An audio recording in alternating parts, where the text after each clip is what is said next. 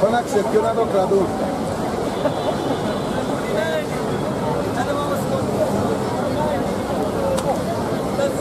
Es accepcionado.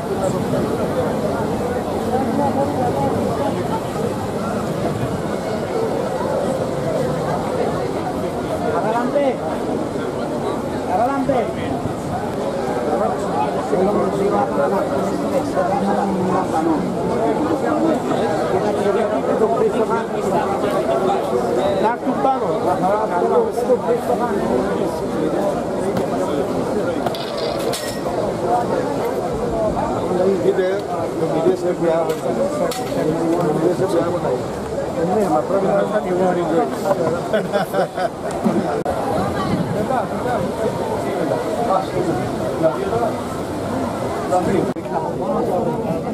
What do we want?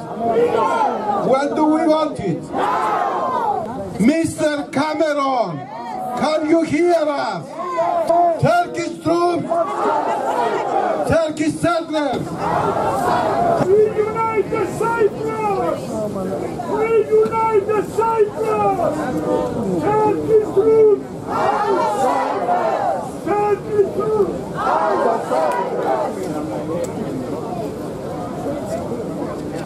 I would like to acknowledge the presence here of Theresa Villiers, Member of Parliament for Chicken Farmers, Secretary of State in the British government, a great friend of Cyprus, who is here with us every year, even though she's now a member of the cabinet. Thank you very much, Theresa.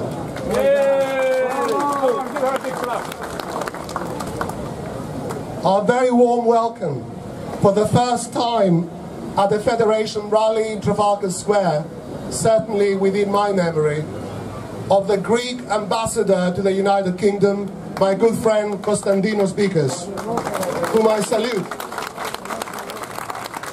a great friend of the Cypriot diaspora. An equally warm welcome to all of our friends in the British and the European parliaments who are here with us today, in particular Sir Alan Meale, Member of Parliament for Mansfield, Mike Freer, Member of Parliament, Finchley and Golders Green, and we have Charles Tannock, Member of the European Parliament as well. Former Members of Parliament and currently London Assembly Member Andrew Dismore is with us as well. And we have Ian Quinn, former Member of Parliament. I welcome all of you to today's momentous anniversary demonstration. 40 years of division, 40 years of suffering on the island of Cyprus. Συμπατριώτες και συμπατριώτισσες, today we mark 4 long decades of military occupation and colonization in Cyprus. Today we mourn 40 years of the suffering of the relatives of the missing, many of them here with us today. They deserve justice. Today we remind the world of the utter injustice of the continuing division of Cyprus, the disgrace of a divided capital in a united Europe. Today, we condemn the ethnic cleansing, the cultural genocide, the religious desecration. These consequences are the pernicious legacy of Turkey's invasion of Cyprus in 1974. Today, we show solidarity with the hundreds of thousands of Cypriot refugees, for 40 years displaced from their lands, unable to return to their occupied towns and villages, which are the heart and soul of this island. Famagusta, Kyrenia, Morphou, Lapithos, Karavas, Kythrea, Rizokárpasso, and so many others, under the sorrowful gaze of the proud but violated mountain of Pentadactylos. These lands do not belong to you, Mr. Erdogan. These lands belong to the Cypriot people. Η Κύπρος ανήκει στον λαό της.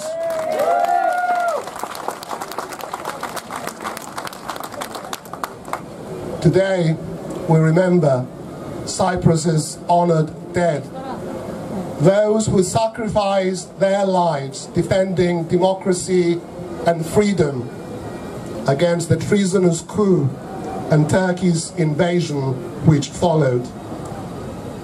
No words today can live up to their eternal sacrifice. Αιωνίαιτους η μνήμη.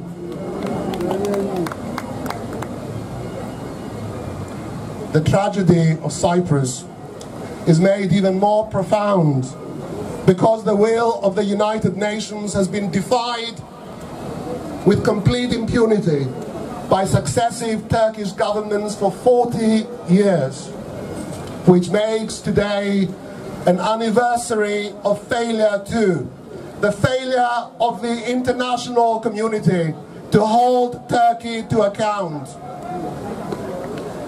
Today, we stand by the side of Cypriot President Nikos Anastasiadis and his government. We stand by the side of the political leadership on the island. We stand by the side of the Cypriot people.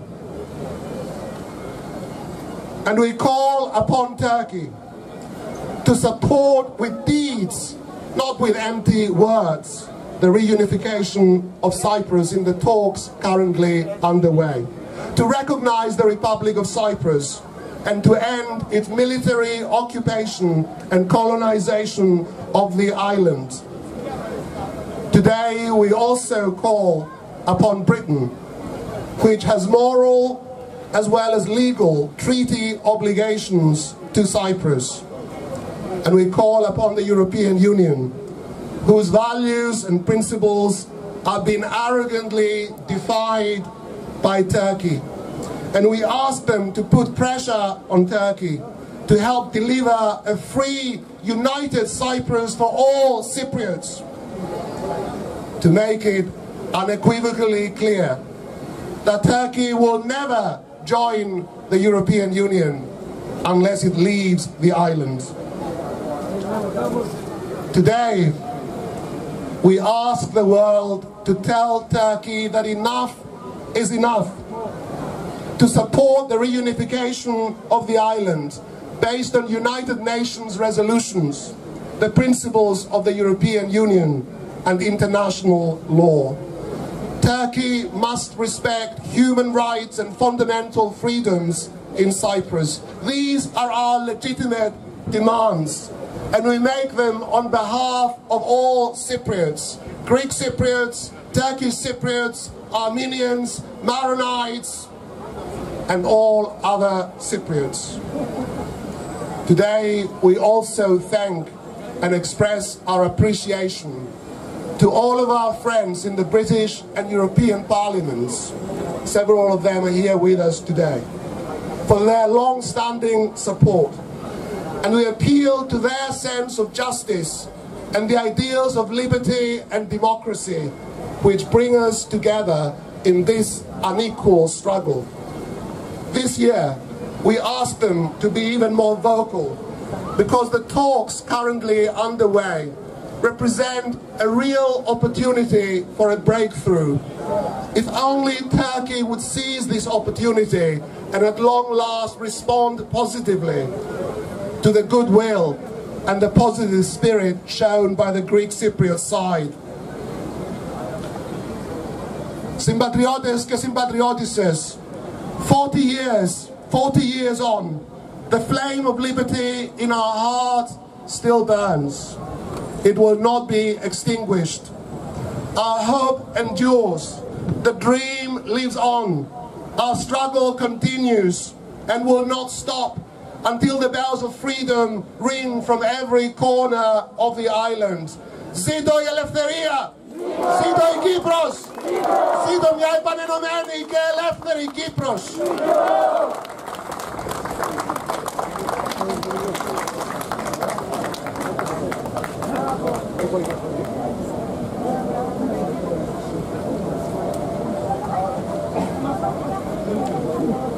As I said earlier, we have with us from Cyprus the mayors of the occupied municipalities of Lapithos and Githrea.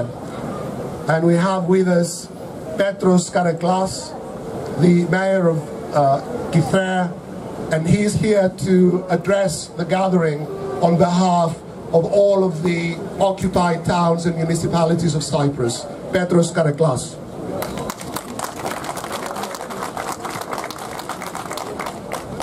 Κύριε Υπουργέ, Secretary of State, κύριε Πρέσβη, κύριε Υπατιαρμοστή, κύριε Πρόεδρε της Εθνικής Επιτροπής, εκλεκτοί προσκεκλημένοι, αγαπητοί συμπατριώτες και συμπατριώτισσες. I would like to thank you all for giving me the opportunity to address you at this anti-occupation rally on behalf of the Committee of the Displaced Municipalities and Communities of Cyprus, represented here by myself and the Mayor of Lapithos, Mr. Neoptolemos Kotsapas. For the last 40 years, the northern part of Cyprus, about 37% of the Republic's territory, has been under Turkish military occupation. Thousands of people became refugees in their own country and unable to go back to the towns and villages, while hundreds of people are still missing. It is regrettable that a country which is a full member of the European Union is still divided and occupied by a country that is knocking the door of the European Union, but simultaneously continues to violate international and European law and numerous relevant decisions and resolutions. Indeed, in violation of international law and UN resolutions, Turkey maintains around 43,000 heavily armed troops in the occupied areas, while continues the systematic colonization of the northern part of the island by illegal settlers from Turkey in order to change the demographic structure of the island, posing a threat also to the future existence of the Turkish Cypriot community. We should also note that the illegal regime has systematically attempted to eradicate the Greek and Christian cultural heritage in the occupied areas. Towns and villages have been given Turkish names, while archaeological sites, churches and cemeteries have been plundered, damaged and converted into mosques. Now, 40 years after, more than ever, it is imperative to vehemently express our demand for a mutually acceptable, just, viable and functional solution to the Cyprus problem based on the principles of the international and European law. Such a solution requires the immediate withdrawal of the Turkish army from Cyprus, so that all lawful citizens of Cyprus are left free to decide on the future of their country, and that future generations are able to enjoy conditions of security and peace. We realize that certain honorable compromises need to be made in order to achieve a viable and comprehensive solution. However, this does not mean that we will accept any solution that comes before us and would sow the seeds for future problems. We need and demand a solution that will create a law-abiding, democratic and respectable European country which will allow its citizens, no matter whichever community they belong to live together in peace and prosperity. Despite the fact that the negotiation process has so far not been productive nor promising, we have no other choice but to continue striving for a mutually acceptable and viable solution. We therefore strongly urge the two communities in Cyprus, the European Union and the international community, to work towards the achievement of solution of the Cyprus problem through a fair negotiation process based on the United Nations resolutions, the international and European law, and in agreement with the mission of the good offices of the UN Secretary General, so that all Cypriot citizens can enjoy their human rights, including the inalienable right to return to their homes and properties. A federal type of solution does not preclude such arrangements, as we know from other countries. We, the mayors in exile, underline our commitment to continue our efforts and do the best in our capacity to ensure the reunification of our island and the restoration of human rights. We express the hope that this will be the last anti-occupation rally that takes place in London and elsewhere, and that the next year we will be celebrating the liberation of our country in our own towns, villages and homes. Concluding, I would like to express our sincere thanks to all our Cypriot compatriots and Greeks living in the UK, as well as to our British friends, both officials and ordinary citizens, for their stout support over the years for our struggle for justice and peace, for all Cypriots and all lawful inhabitants of Cyprus. Thank you. Σας ευχαριστούμε θερμά και σας ευγνωμονούμε. Γεια σας. Thank you very much, Petros. We have with us Charles Tannock, member of the European Parliament in London, and I think it's fair to say that Charles has been here, I think I've said this before, he's been here, well, certainly every year since I've been presiding over these proceedings, but I know he's been here many, many years before that as well.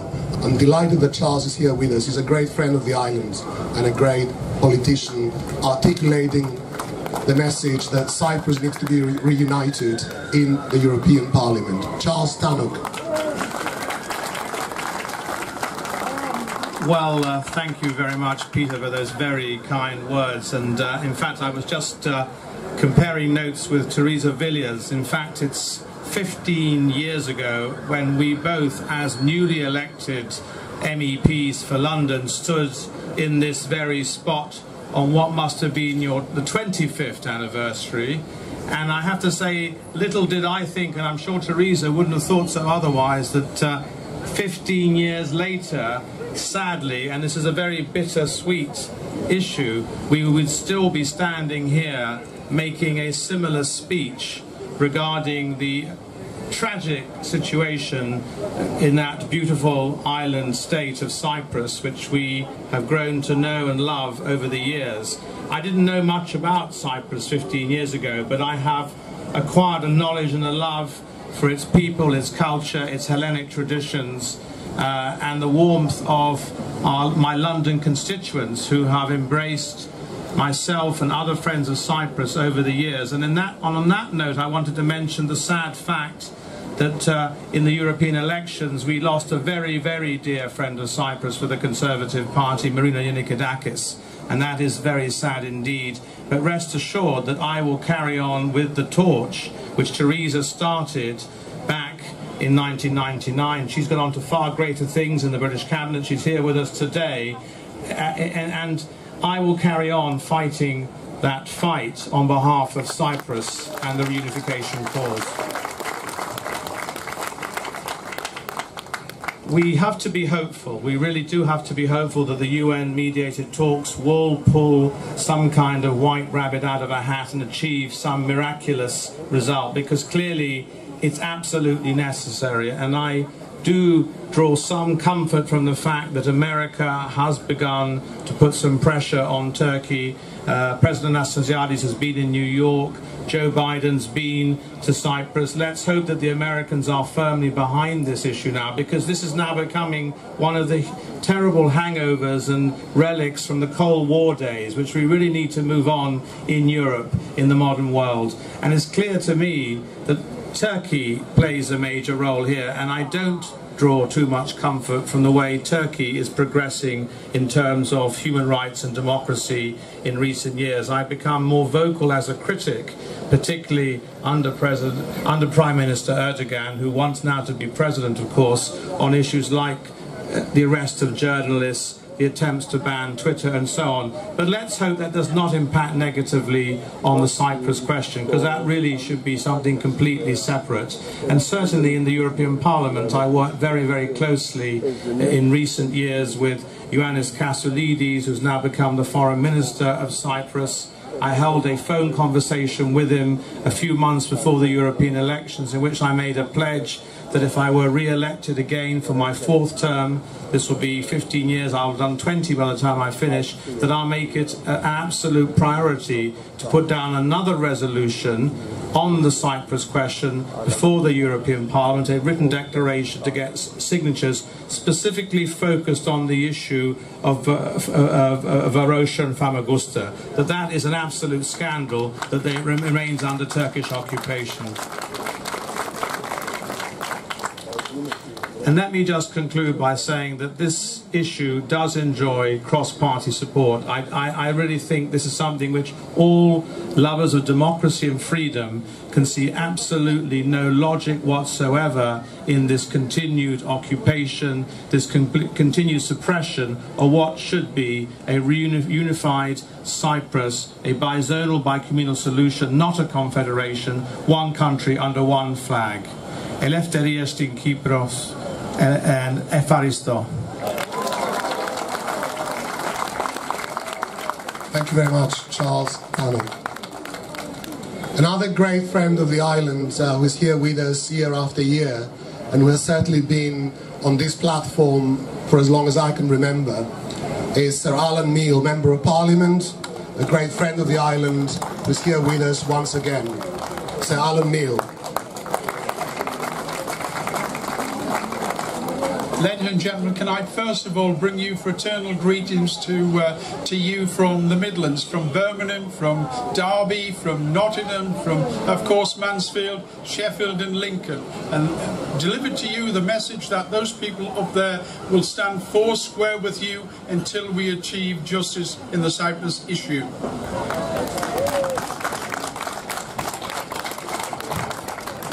Ladies and gentlemen, come here today to win the cause for peace and to win justice. But before I start, could I just pinpoint a request which I'm going to make from the platform tonight? There's some very kind individuals from the security forces who are out there today taking all the photographs people on the rostrum because apparently somebody didn't tick a correct box about playing music today. Well, send me copies, 20 copies of those pictures, and I'll ensure they go to all the right people. To every member of the London Assembly, to the Mayor, to the Prime Minister, to the Foreign Secretary, and the rest. And I'll give you my card after the speech. We come here today for justice, for the rightful cause of Cyprus, an individual state, a member of the family of the European Union, which deserve justice. And it deserves justice from us, not for some makeshift deal that can be done behind closed doors. You're a member of the European family and you deserve everything, the freedom which exists for every other country in it. Let me remind the British government, it is an honour for me and others to be on this platform today, not only because Cyprus has always supported us, but we recall in this year the 100th anniversary of the First World War and the 75th anniversary of the Second World War, that thousands of Cypriots gave their lives in the cause for justice throughout Europe. So it's not good enough to stand idly by and allow a usurper to illegally invade and occupy a sovereign country of the European community.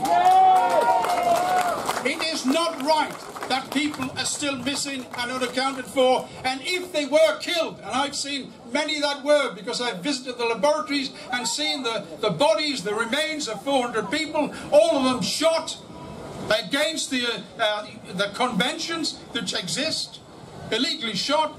All the rest have got to be found, and what's more, every set of circumstances which led to that has got to be actually found out and told, transparency to the relatives of the missing.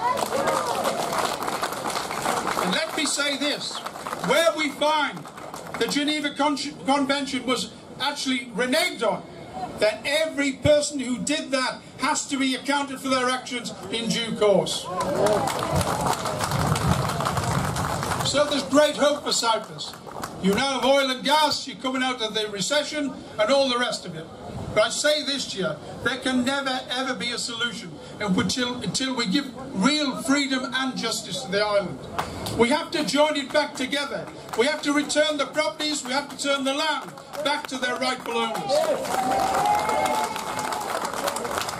And what's more, we've got to send the illegal settlers back to their homeland, not to stay in Cyprus. So, ladies and gentlemen, let me leave you with this. We can win. It took us a long time. There's only a short time to go, but we will win. Thank you, Zime. Thank you very much, Sir Alan Neil. I've already mentioned that we have Teresa Villiers here with us. She's Secretary of State in the Cabinet.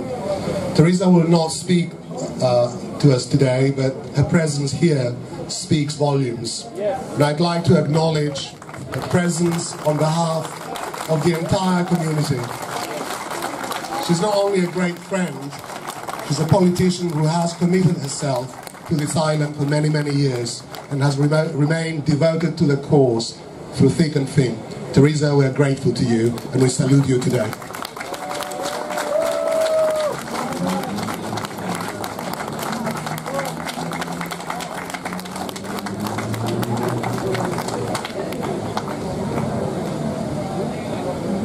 We are privileged today to have with us the Minister for Energy, Commerce, Industry and Tourism of the Republic of Cyprus. He's a great minister, he's a young minister, he's a dynamic minister in charge of one of the great portfolios in the government. I'm delighted that he's here with us, a good friend, Yorgos Lakotripis.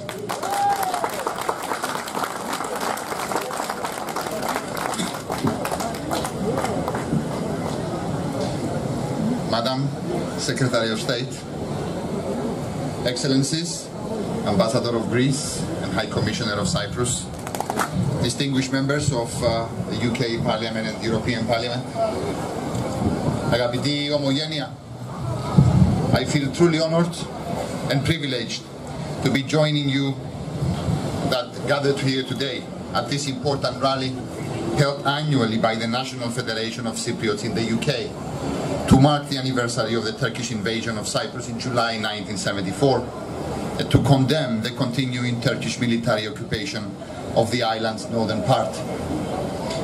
At the outset, please allow me to express my heartfelt appreciation to the Federation for their kind invitation to this year's event. I also wish to take advantage of the opportunity to extend to all of our English-speaking friends the gratitude of the people and the government of the Republic of Cyprus for their long-standing support in our ongoing efforts to reach a just and viable solution to the Cyprus problem. Madam Secretary of State, distinguished members of the UK and European Parliaments, dear friends, this July marks a truly solemn anniversary for the people of Cyprus, as 40 years have passed since the unlawful Turkish invasion of our country. For 40 years now, our homeland and our people have been kept divided by the Turkish military forces that still occupy more than a third of our island. And for each of these years, we gather on sober occasions, such as today's rally, to condemn the 1974 invasion and the ongoing occupation, and to reaffirm our unwavering commitment towards achieving a just and viable solution to the Cyprus problem. Cyprus today is a country on the mend, a nation whose proud and hardworking people did not give up after the summer of 1974, when they were forced to rebuild the entire country. A nation whose people will certainly not give up now, despite our current economic woes. The government's measures are proving quite effective and are resulting in the implementation of the reforms required for our return to prosperity and economic growth. Moreover, in exercising the Republic of Cyprus' sovereign rights, we are moving forward with all the necessary steps for the exploitation of the hydrocarbon resources in our exclusive economic zone, thus for the realization of our country's significant potential to become an energy center in the Eastern Mediterranean to the benefit of our EU and regional partners. Despite the emphasis now placed on overcoming our recent economic difficulties, the government of the Republic of Cyprus remains committed to the achievement of a comprehensive settlement of the Cyprus problem. A settlement that will be agreed upon by the two sides under the auspices of the UN Secretary General and based on the United Nations Charter, the UN Security Council resolutions on Cyprus, and the EU's founding principles. Such a solution should provide for a single sovereignty, single international personality, and a single citizenship in a bicommunal, bizonal federation with political equality, as described in the relevant UN Security Council resolutions. The fundamental principles and the framework for the settlement have in fact been set in the joint declaration adopted in February by President Anastasiadis and Mr. Eroglu. The declaration marked the beginning of a new round of structured negotiations between the two sides and clearly states that the settlement will first and foremost benefit Turkish Cypriots and Greek Cypriots, respecting democratic principles, human rights and fundamental freedoms, as well as each other's distinct identity and integrity, and ensuring their common future in a united Cyprus within the European Union. What is urgently required now is to enhance the mutual trust between Greek and Turkish Cypriots, with Turkey itself having to decide on whether they wish to take concrete and specific steps towards improvement of the political climate. It is to this end that President Anastasiadis has proposed a bold package of confidence-building measures that also includes the return of the fenced city of Famagusta to its lawful inhabitants, in accordance with the relevant UN Security Council resolutions. If the Famagusta proposal is indeed realized, it could constitute a true game changer, effectively restoring confidence in the prospect of reaching a settlement and bringing the Greek and Turkish Cypriot communities closer together. The proposal is in fact openly supported by the European Union, and of course I am confident that we can also rely on its endorsement by everyone gathered at today's rally, calling for a free and united Cyprus. In closing, I would like to once again thank you all for your ongoing support in the efforts of the Republic of Cyprus to reach a just, viable and functional solution to the Cyprus problem. I assure you that all the hard work and initiatives to this end of the members of the UK European Parliaments and of course of the great UK Cypriot community are deeply appreciated. Thank you very much for your kind attention.